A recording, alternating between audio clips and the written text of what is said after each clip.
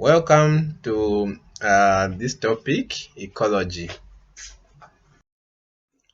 So we're going to start with the introduction to ecology.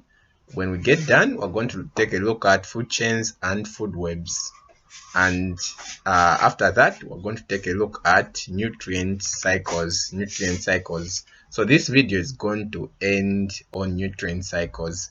Then the next video is going to be focused on ecological pyramids, and we'll be done. So what is ecology? Ecology is the study of interactions of living things with each other and the environment. Okay, so it's all about living things, how they interact with each other and how they interact with the environment. So here are some terminology associated with ecology.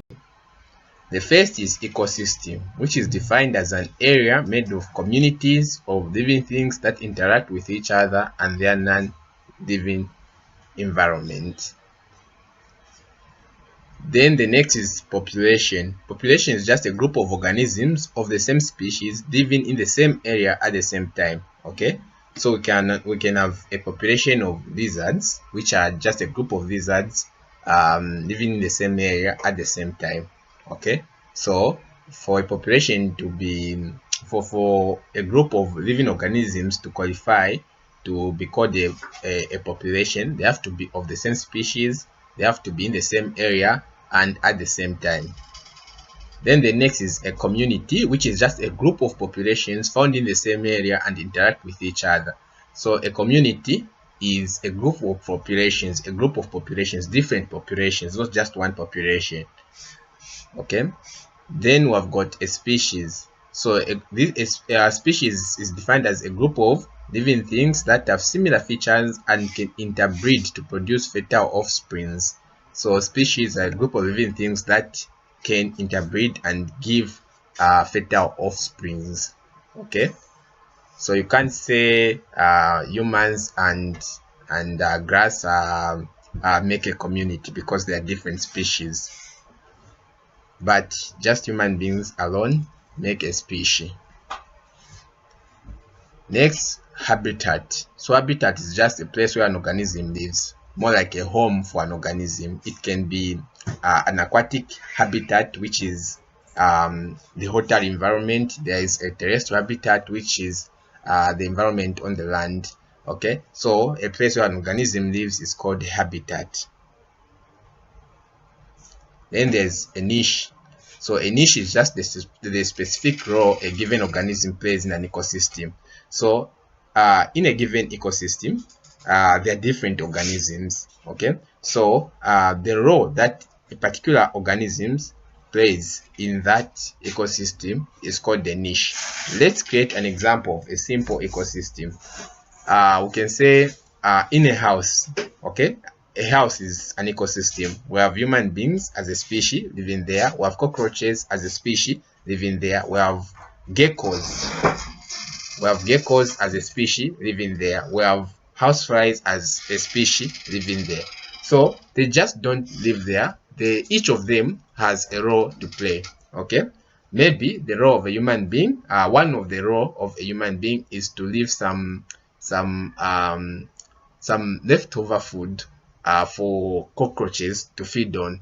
Okay, then the gecko will feed on the cockroach. Okay, so the role of a human being is to make sure that there is some leftover food. The role of a cockroach is to make sure that it feeds on that leftover food as a way of cleaning that food, so to put it. Then the role of the gecko is to deal with cockroaches so that they don't overpopulate that given ecosystem. So the role that an organism play in that particular ecosystem is called a niche.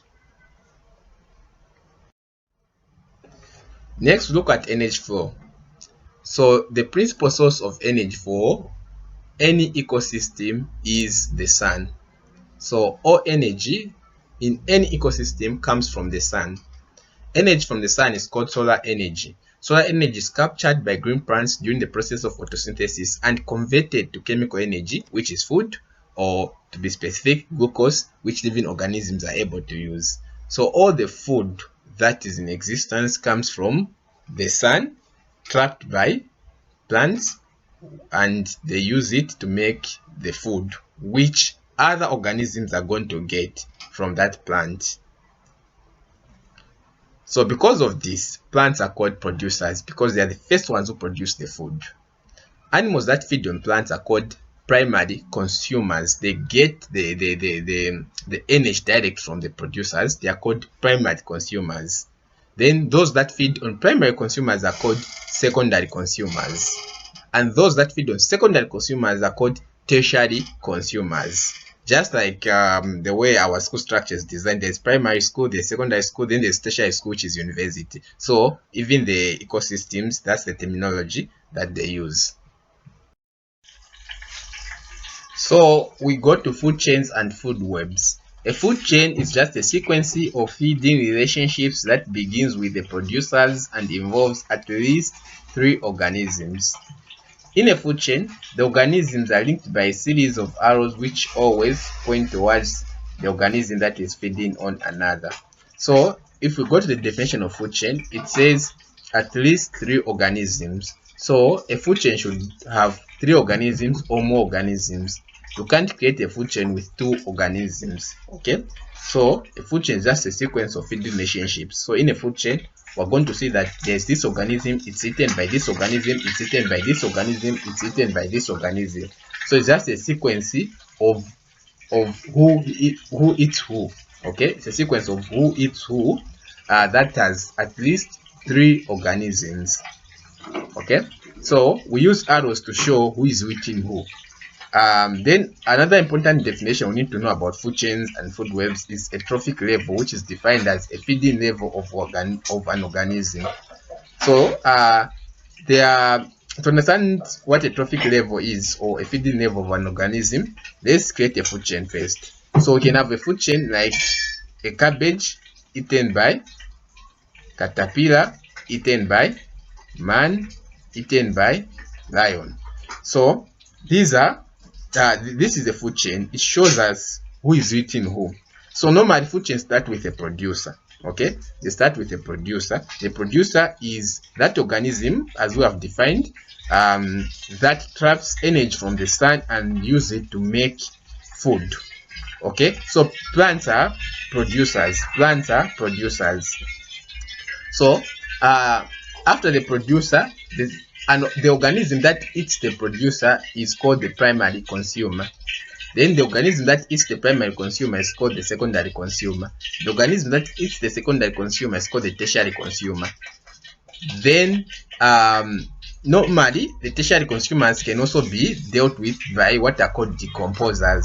So decomposers are organisms that are usually found at the end of most food chains.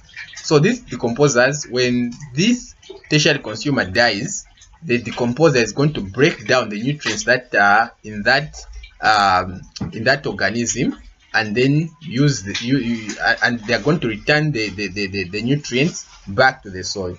So when an organism dies, they are going to break down the nutrients in that organism, then they are going to return the nutrients back to the soil. So they're going to decompose the nutrient, and we're going to see the nutrient decaying. What actually is happening is the microorganisms, the bacteria, the fungi are breaking down that organism or that organic matter and taking back the nutrients to the soil.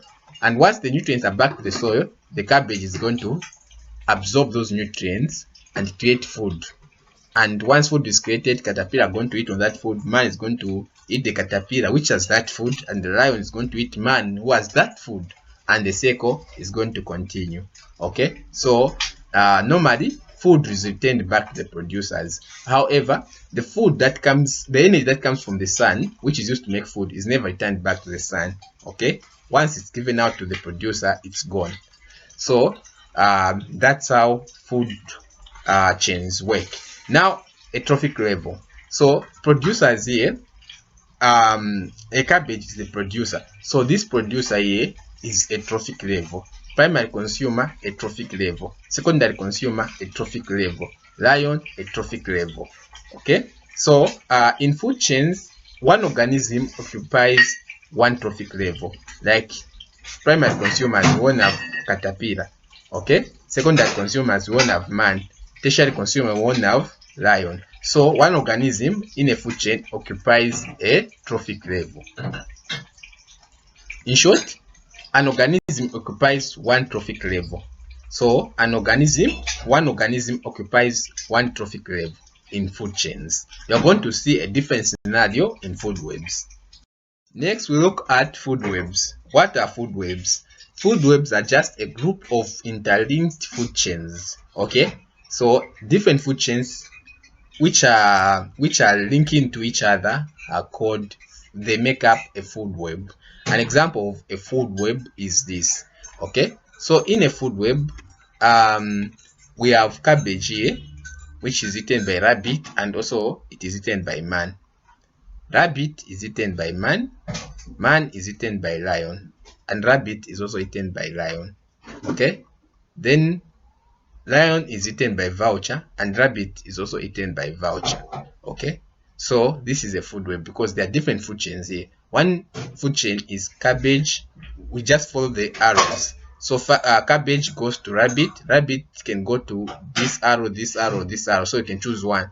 So rabbit eaten by a vulture, that's one food chain. Another food chain, cabbage eaten by rabbit, eaten by man, man is eaten by lion, eaten by vulture.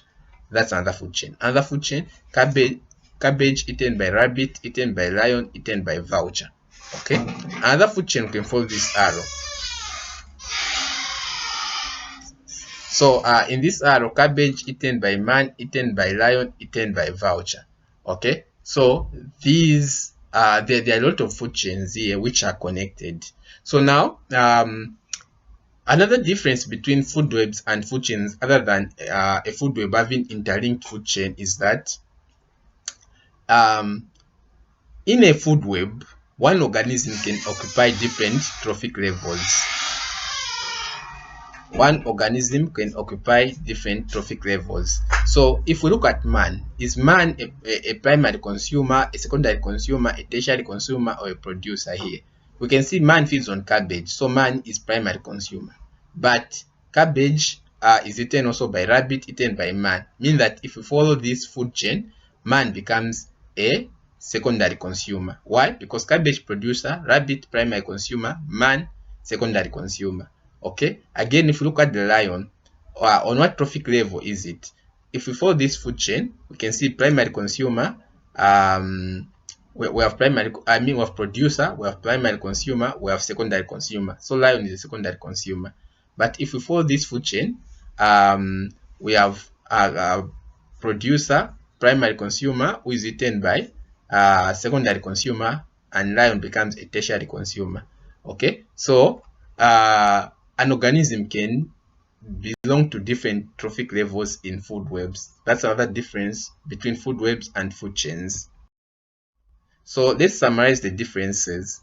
First, from the definition, the first difference between food chain and food web is that a food chain is a sequence of feeding relationships, while a food web are several interlinked sequences of feeding relationships. Okay, but a food chain is just one sequence of feeding relationships. Another difference is each organism occupies only one trophic level in a food chain. In a food web, each organism may occupy more than one trophic level apart from the producer. The last difference is in a food chain, it usually involves fewer organisms than a food web. Well, in a food web, it involves more organisms than a food chain, as you saw. So these are the three differences between food chain and food web. Next, look at nutrient cycles. What are nutrient cycles? So a nutrient cycle shows the different forms of a particular element or nutrient in different parts of the environment and the processes involved in converting it from one form to another. So the nutrient cycle is based on the idea that nutrients are just changed from one form to another and they form a cycle. They will be at this point in the environment, then they'll be converted to another form in the environment at another time. Then again they'll be converted to another form till they come back to where they were. So we're going to take a look at three different types of nutrient cycle. We're going to start with a nitrogen cycle. So nitrogen occurs in the following parts and forms in the environment. Okay, so it is found in the atmosphere as nitrogen gas. It is also found in the soil in the form of ammonia or ammonium ions, nitrate ions, and nitrate ions. So ammonia or ammonium ions, nitrite ions, and nitrate ions. It is also found in plants in the form of proteins and nucleic acids. So nucleic acids, I'm talking about the DNA. It's made of nitrogen. It is also found in animals in the form of proteins, amino acids, urea, and again DNA, which is nucleic acid. So these are different forms in which nitrogen, in which you can find nitrogen. Okay, so the idea is from time to time, nitrogen changes from the nitrogen gas, then it goes into the soil, into the plants, into the animals, just like that. So to appreciate that, let's take a look at this nitrogen cycle here. So we're going to start with the nitrogen in the atmosphere. So this is the atmosphere and we have nitrogen gas. Okay, so this nitrogen gas can be taken back to the soil by a process called nitrogen fixation, which is carried out by some bacteria. So these bacteria are going to take this nitrogen, which is a gas, back into the soil. So when it is in the soil, it can be absorbed by plants. Okay, so it is absorbed by plants. Plants are going to use this nitrogen to make proteins. Okay, these plants can be eaten by animals or they can die. So if they die, it's this arrow here. Okay, so when they die, they are going to be decomposed. All the nutrients that were stored in that plant are going to be taken back to the soil. But we're going to continue from here. Let's go back. So when they are eaten by animals, animals are going to have the protein from the plants. Then this protein is going to be digested from amino acids, as we learned in digestion. These amino acids can undergo deamination to form urea, and humans, when they urinate, that is excretion, through process of excretion, the nitrogen is going to be taken back to the soil. Humans also, when they die, just like plants, when they die, their bodies are going to be decomposed back to the soil. Okay, so death and decomposition, the process or the bacteria that help in taking back nitrogen to the soil from animals and plants, the process that they carry out is sometimes called ammonification. Why? Because at the end of the day, they form ammonia from the nitrogen that is in the plants and animals. So the goal is to learn the forms in which nitrogen is at each particular at each particular stage, and the process by which nitrogen is converted to go to go in another form at a different stage. So just to take you back, we started with nitrogen in the atmosphere, which underwent nitrogen fixation, and it was in the soil. While it was in the soil, it underwent absorption, and plants once they absorbed it, they made proteins. Then plants were fed on by animals, so the process is feeding by animals, and animals formed proteins, which were broken down by digestion into amino acids, and then amino acids were deaminated to form urea. Then urea, through the process of excretion, was taken back to the soil. And also plants and animals, they underwent ammonification or death and decomposition, or also called ammonification, and nitrogen was taken back into the soil as ammonia. So how does ammonia go back now to the gas?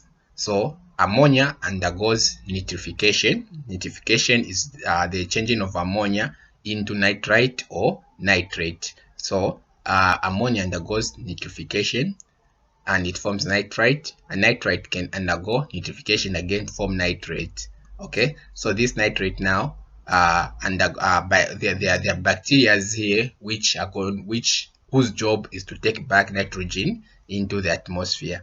Okay, so once they are exposed to these ions, they are going to make sure that they breathe out the gas to take back nitrogen back to the atmosphere. This process here is called denitrification. So through denitrification, nitrogen goes back to the atmosphere. Okay, so this is an example of a cycle. So let's go through each process just to summarize what we have discussed here. So we talked about nitrogen fixation, which is the process by which nitrogen gas from the atmosphere is converted to absorbable nitrogen compounds by the action of nitrogen fixing bacteria such as rhizobium. So this rhizobium is an example of a nitrogen fixing bacteria that takes nitrogen from the atmosphere back to the soil. So these bacteria is usually found is a symbiotic bacterium found in the root nodules of leguminous plants such as beans or peas. So plants like beans or peas, they have this bacteria. So this bacteria is going to do nitrogen fixation, taking back nitrogen back to the soil. The next stage is the next process that we need to concentrate on is nitrification. So this is the process by which ammonia is oxidized to form nitrite, and nitrite is oxidized to form nitrate by the bacteria. So there are bacteria that add oxygen to ammonia to form nitrite, and then again they add another oxygen to ammonia to nitrite to form nitrate. So nitrite has 2 oxygens, while nitrate has 3. So during nitrification, ammonia, these bacteria are going to add oxygen to ammonia so that ammonia becomes there are these 2 oxygens. Then again they are going to add another oxygen so that it becomes like this. So this is the next stage, nitrification. So the bacteria that carry out nitrification are called nitrifying bacteria. Okay, so the first one are nitrogen fixing bacteria, but nitrification are called nitrifying bacteria. The next is decomposition, which is the process by which complex organic molecules are broken down into simpler inorganic molecules by the action of microorganisms known as decomposers. So this one I've explained it. I'm sure this might be third time also. So the decomposition of nitrogen containing organic compounds is also called ammonification because it leads to the formation of ammonia or ammonium ions. So once ammonification or decomposition has occurred, then we have ammonia in the soil. So nitrogen is in the form of ammonia. So the last process we're going to take a look at is denitrification. So this is the process by which nitrate is converted to nitrogen gas by denitrifying bacteria. So this process occurs in waterlogged soils which do not have oxygen. So since the nitrogen from that soil is taken back to the atmosphere, the soil becomes without nitrogen, and therefore it won't be fertile. So the process makes the soil less fertile, and of course, or because it adds nitrogen gas to the atmosphere. So there are some processes that they occur randomly, and because of that, they might affect the nitrogen cycle. One of them is lightning. So lightning carries out nitrogen fixation by causing nitrogen to react with oxygen to form nitrogen oxides. Okay, so when there's lightning, nitrogen fixation occurs. Okay, nitrogen is made to react with oxygen to form nitrogen oxides. So once nitrogen oxide has been formed, and when there is rain, this nitrogen oxide is going to dissolve in the rain. The result is the rain that will be falling is going to be acid rain. Okay, that has nitrogen oxide dissolved in it. Okay, so the nitrogen oxide dissolves in water to form nitric acid, which has nitrate that the plant are able to absorb. So the nitric acid is what makes the rain acid. But when this nitric acid reaches the soil, since it has nitrogen, the plants are going to get that soil. I mean, they're going to absorb that nitrogen that is in the nitric acid. So it's one of the processes that affect the nitrogen cycle. Then there is also the Haber process. For those who are doing science, you must have done the Haber process. So this is an artificial process where nitrogen gas and hydrogen are made to react with each other at high temperatures and pressure to form ammonia. So this reduces the amount of nitrogen gas in the atmosphere, because the Haber process gets the hydrogen from the atmosphere, gets the nitrogen from the atmosphere, and use it to form ammonia. So it reduces the amount of nitrogen in the atmosphere. So the last one is application of nitrogen containing fertilizers increases the amount of nitrogen containing compounds in the soil. Okay, so also the application of fertilizers ends up adding nitrogen to the soil. So these are three processes that interfere with or that do not occur always, because other process has to be it has to be humans who should decide to do that process if they want to make ammonia. Application of nitrogen containing fertilizers, it's a human activity also. Lightning also occurs randomly. So because of this, these ones cannot be put on the nitrogen cycle, but if they occur, they are going to have an effect on the nitrogen cycle. So the next is the carbon cycle. So a carbon cycle, first we have to analyze the forms in which carbon occurs in the environment. So the first is it occurs in the atmosphere in form of carbon dioxide. It also occurs in plants in form of organic molecules, and also in animals in form of organic molecules. Then it occurs in soil as fossil fuels and carbonates. So what we're going to start now is the carbon cycle, where we're going to see how is carbon dioxide converted to organic molecules, and how organic molecules converted to fossil fuels and carbonates, and how are all these three, how do they make carbon dioxide again. Okay, but the idea is carbon is going to be changing form, and we need to know the processes and the forms at each stage. So let's take a look at the carbon cycle. So we are going to start from the atmosphere. So in the atmosphere, through photosynthesis, plants are going to take that carbon dioxide. Remember, photosynthesis needs carbon dioxide to form glucose. Okay, so the carbon dioxide in the atmosphere is going to be taken in by plants and use it to make glucose. So once glucose is made, carbon is going to be formed to be stored as an organic compound in the bodies of plants. Okay, so when plants are eaten through the process feeding, animals are going to have also that carbon. Okay, so plants and animals, when they breathe out in the process of respiration, they give out carbon dioxide. Okay, so they have taken back to the atmosphere. Okay, again, plants and animals, when they die as dead plants and animals, they undergo decomposition. When they undergo decomposition, they take back carbon dioxide to the atmosphere. Okay, when they are decomposing, carbon dioxide gas is formed and it becomes part of the atmosphere.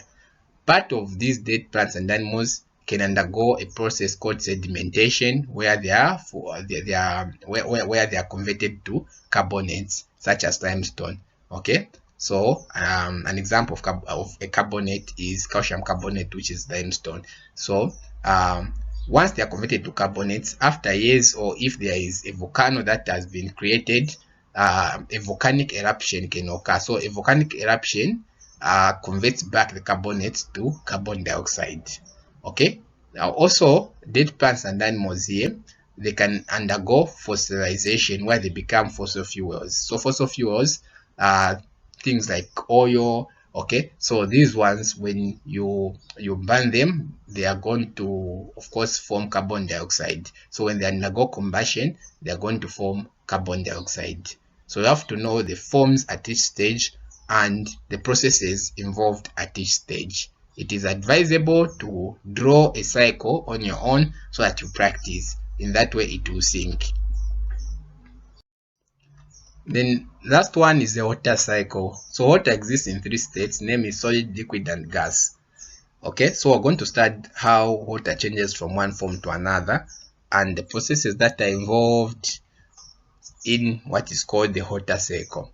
So in a water cycle, we're going to start in the atmosphere, where there's water vapor as a gas, where water exists as a gas. So when water undergoes condensation, it forms rain, or it becomes a liquid. So when it becomes a liquid, it's going to fall in a process called precipitation, or as rainfall. Okay, so once water is on the ground, it's going to collect in water bodies, and when the temperatures are high, it's going to evaporate. Okay, to evaporate is to change from liquid to gas. So once evaporation has occurred, water has been taken back to the atmosphere. Some of the water can be absorbed by plants. So when they're absorbed by plants, they can undergo transpiration, where water goes back to the atmosphere. So this is the water cycle. So this marks the end of this video, ecology part 1. In the next video, we're going to take a look at ecological pyramids. After that, we will be done.